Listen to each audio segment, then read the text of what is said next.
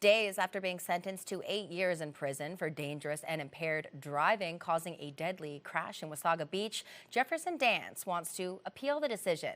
CTV's Mike Arcelides reports. Jefferson needs to take responsibility for what he did and serve his 8 years.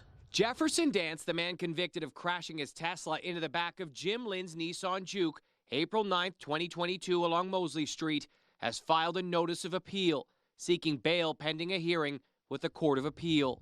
And now I found out that he's trying to get bail again. He had bail. He did 3.5 years on bail after killing my stepdad. He got to walk. My stepdad didn't get to walk. Jim deserves justice. Dance filed his notice of appeal 2 days after he was sentenced to 8 years behind bars earlier this month. The 48-year-old from Wasaga Beach was found guilty of dangerous and impaired driving causing Lynn's death when he reached a top speed of 196 kilometers per hour in his Tesla, with about 4 times the legal limit of alcohol in his system. The appeal claims Justice Mark Edwards rejected Dance's argument that his Tesla Model Y may have malfunctioned the night of the crash, when the court heard Dance, after a night out drinking with a friend, got behind the wheel and traveled at speeds between 160 and 196 kilometers per hour in the moments leading up to the crash.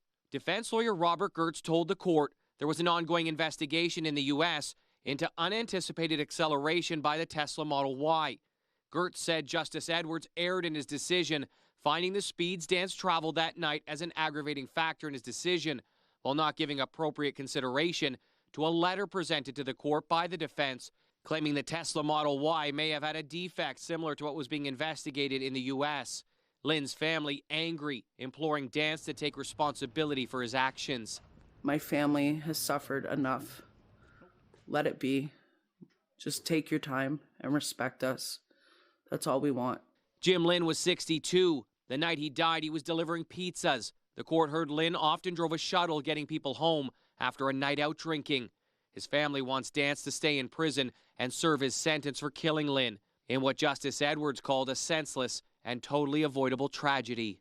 He needs to be behind bars and take responsibility for what he did to my stepdad. He killed him. Enough is enough. The Court of Appeal confirming Dance now has 90 days to perfect his appeal as he seeks bail early in the new year.